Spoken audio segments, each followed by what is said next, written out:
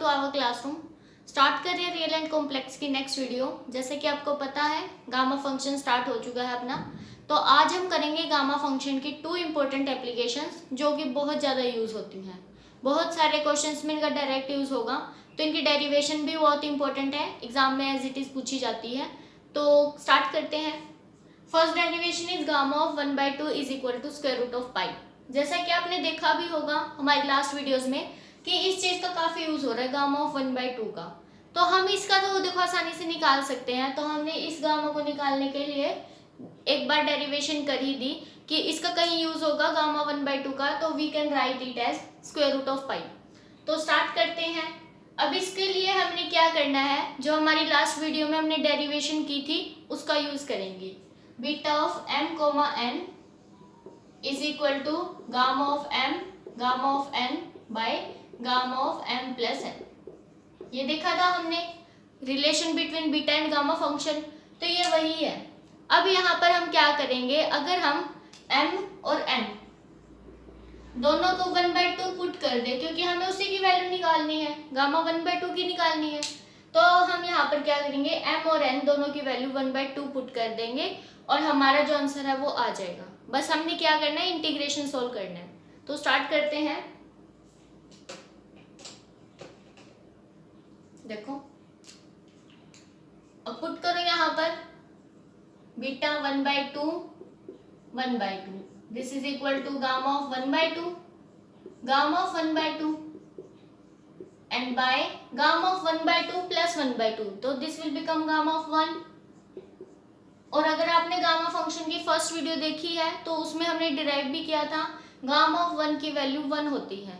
तो आप यहाँ पे क्या कर सकते हैं, लास्ट में 1 पुट कर सकते हैं। तो हम इसको हटा देते हैं क्योंकि डिनोमिनेटर में 1 हो ना हो एक ही बात है।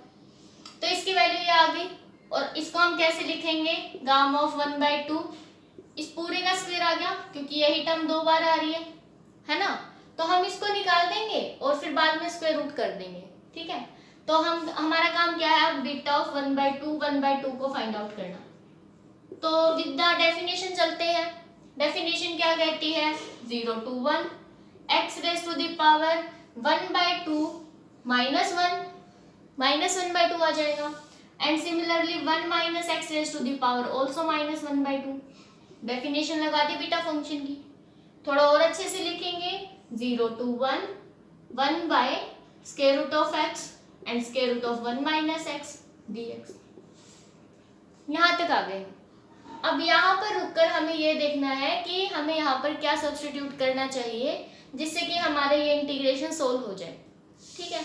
तो आप यहाँ पर, क्योंकि देखो स्क्वायर रूट के अंदर 1 माइनस एक्स है, तो या तो आप यहाँ पर x is equal to sine square x रख सकते हैं या फिर x is equal to cos square x, क्योंकि इनके हमारे पास फॉर्मूले हैं 1 minus sine square x cos square x हो जाएगा और 1 minus cos square x sine square x हो जाएगा। तो हम उसी से चलने वाले हैं, आपका जिससे मन करे वो निकाल दो। अब जैसे कि बुक में ना ये पुट कर रखा है, ये वाला, इससे तो हो जाएगा। हम ये पुट करके देखते हैं कि x is equal to cos square t put कर लो, यहाँ पे वेरिएबल तो चेंज करना पड़ेगा। x is equal to cos square t put करके देखते हैं क्या आंसर आता है या नहीं आता। डेरिवेटिव कर दो, dx is equal to 2 cos t का derivative minus of sine t फिर dt, क्या आएगा।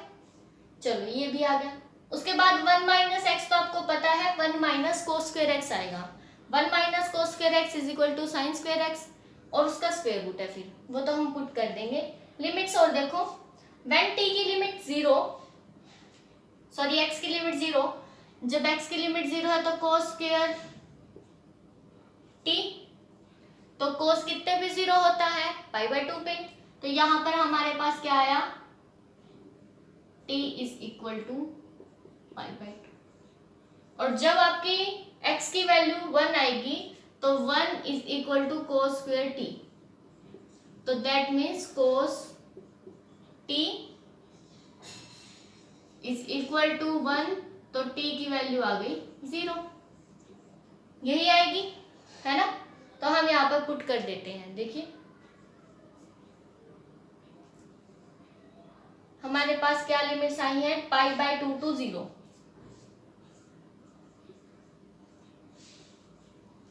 उसके बाद यहाँ पर 1 by square root of x, x का स्क्वायर रूट हम ये पुट कर रहे हैं ना नीचे वाला, तो यहाँ पर आ जाएगा cos t,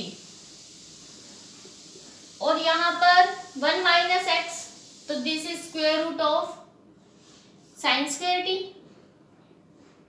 एंड dx के प्लेस पर पुट करेंगे this minus 2 cos t sin t dt, इतना ठीक है। This is equal to 0 to pi by 2 to 0, 1 by cos t sin t, and ऊपर वाली चीज as it is minus 2 cos t sin t and then dt, है ना।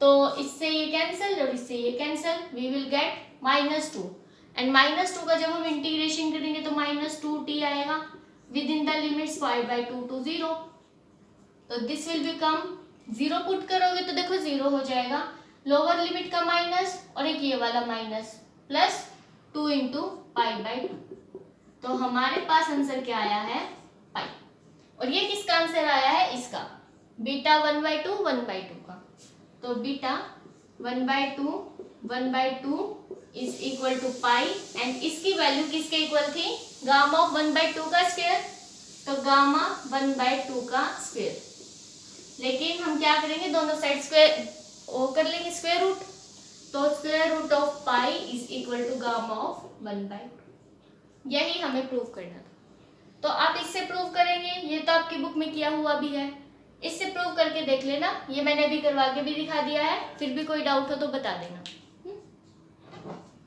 Next करते हैं, नेक्स्ट भी काफी इंपॉर्टेंट है, वो हमारा ट्रिग्नोमेट्री से ही रिलेटेड है कि अगर आपके पास साइन और कोस की पावर्स मल्टीप्लाई में है तो आप कैसे उसको फटाफट से इंटीग्रेशन को सोल्व कर सकते हो with the help of beta and gamma function.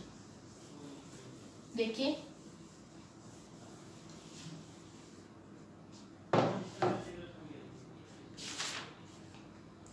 ये है अपना 2.6 आर्टिकल, टू इवेलुएट दिस, एक इंटीग्रल दिया हुआ है हमें, 2.6 आर्टिकल है,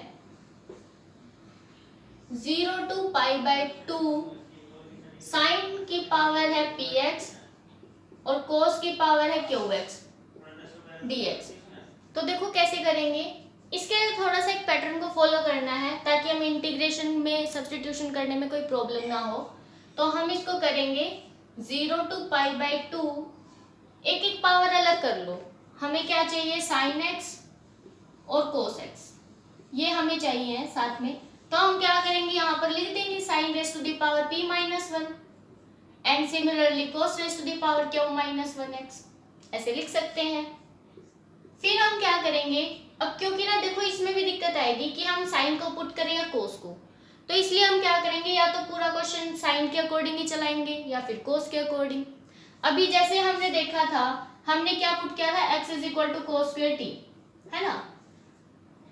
अगर इस तरह से पुट करना चाहे भी हम तो इन दोनों को तो ठीक करना पड़ेगा ना, क्योंकि ये तो चलो हो जाएगा manage, dx is equal to 2 cos t और फिर then minus of sine t dt, मतलब कि ये तो अपना किस में काम आ जाएगा, इस वाले में।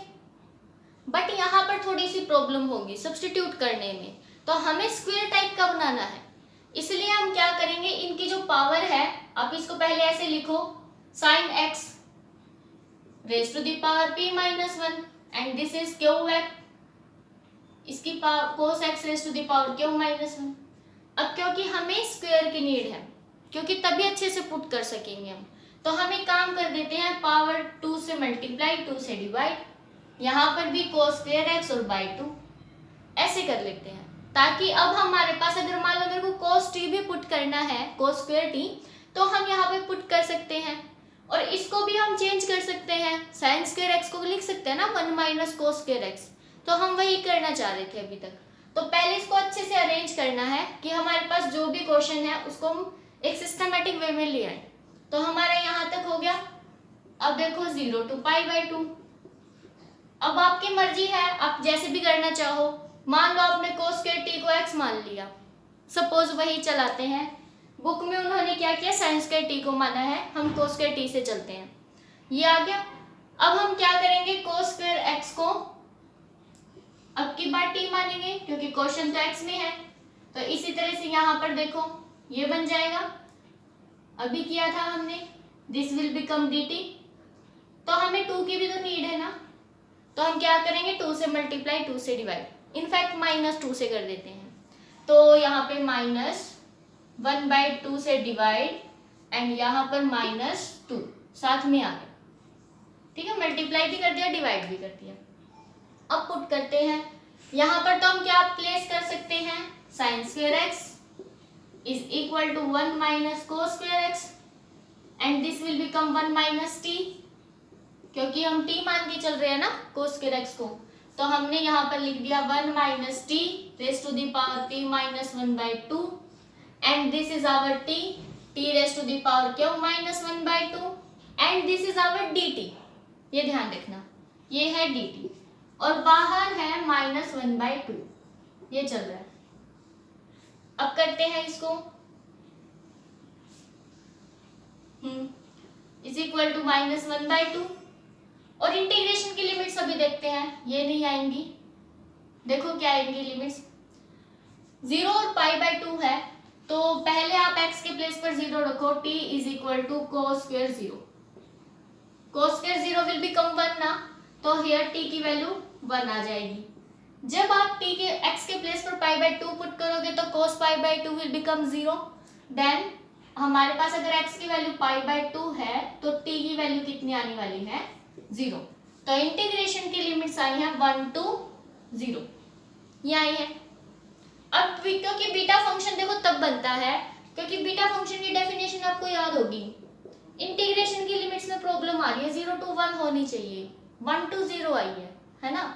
बाकी तो ठीक है, 1 minus t raise to the power m minus 1 t raise to the power n minus 1 dt। इस तरह से तो दिख ही रहा है कि t की पावर कुछ है, 1 माइनस टी की पावर कुछ है ना। तो हम क्या करेंगे, ये जो माइनस आया है ना, इसको लिमिट्स को चेंज करने में यूज कर लेते हैं। अपने पास एक माइनस है रखा हुआ, तो हम क्या करेंगे, इस माइनस को यूज करेंगे 0 to 1 लिमिट्स बनाने में, और फिर हमारे पास t raise to the power q minus 1 and 1 minus t raise to the power p minus 1/2 dt, बस।